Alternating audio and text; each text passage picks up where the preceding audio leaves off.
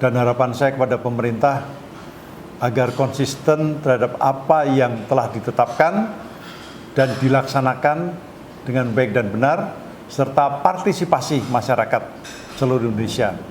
Karena itu semua merupakan kebahagiaan bersama buat kita menuju Indonesia Emas tahun 2045.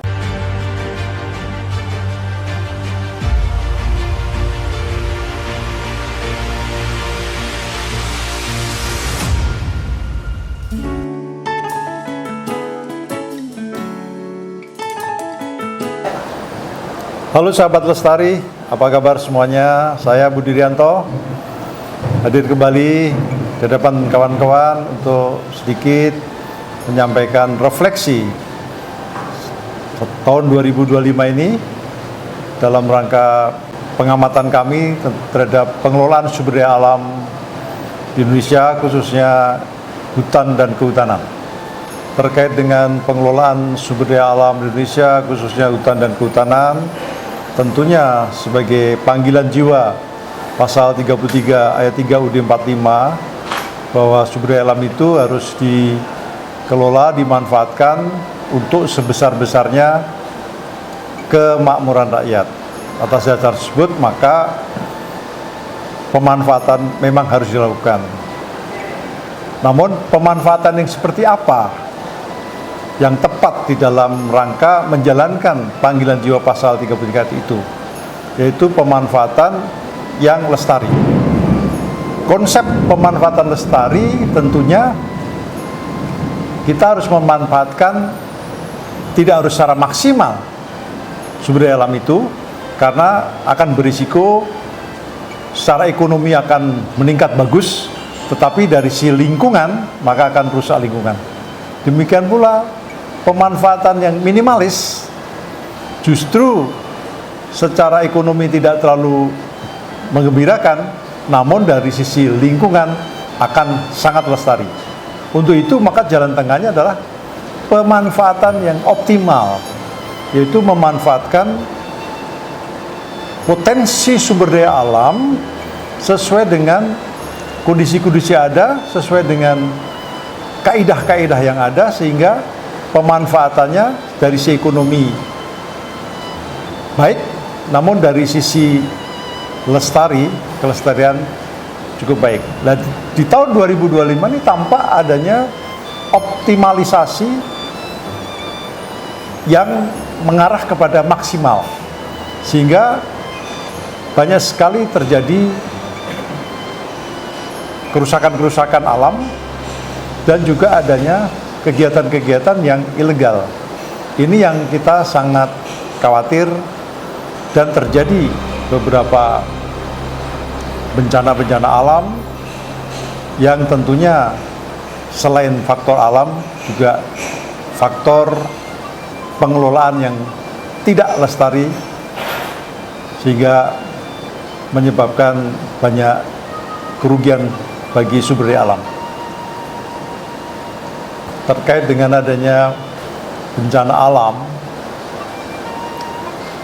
yang menyebabkan Ibu Pertiwi menangis kembali, seperti kejadian diawali di Jawa Tengah, di Jawa Timur, di Bali, ya, di Nusa Tenggara Timur, Nusa Tenggara Barat, Kalimantan Timur, Kalimantan Barat, dan ujungnya di akhir bulan November tahun ini di Provinsi Sumatera Utara, Sumatera Barat, dan Provinsi Aceh, yang sangat luar biasa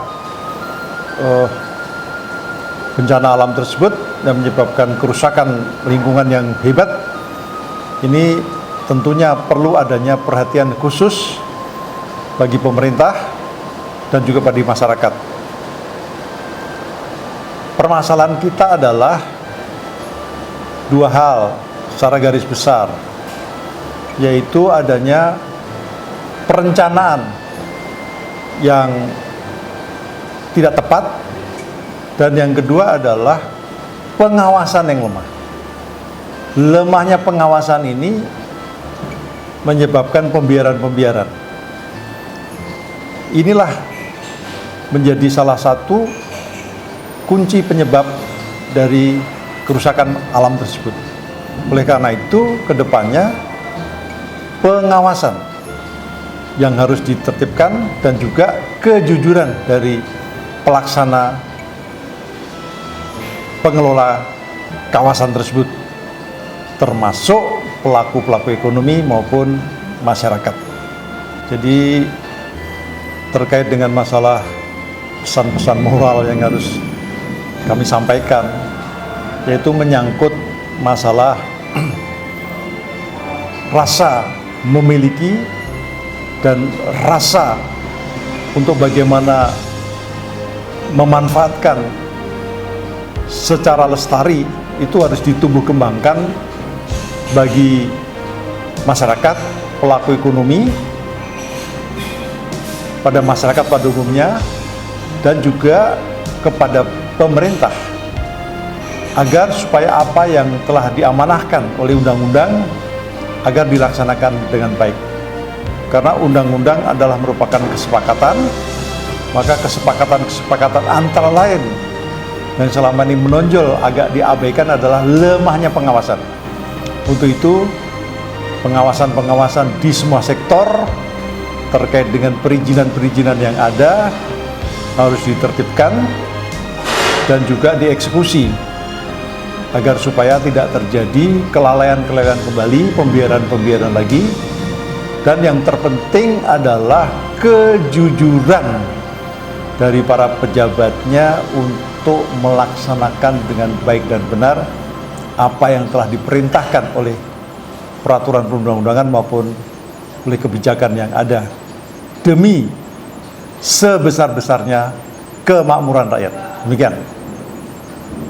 Pada kesempatan yang baik ini, perkenankan saya mengucapkan selamat tahun baru tahun 2026 dengan harapan bahwa di tahun depan ini akan memberikan kebahagiaan, kesejahteraan lahir batin buat seluruh bangsa Indonesia, dan harapan saya kepada pemerintah agar konsisten terhadap apa yang telah ditetapkan dan dilaksanakan dengan baik dan benar, serta partisipasi masyarakat seluruh Indonesia.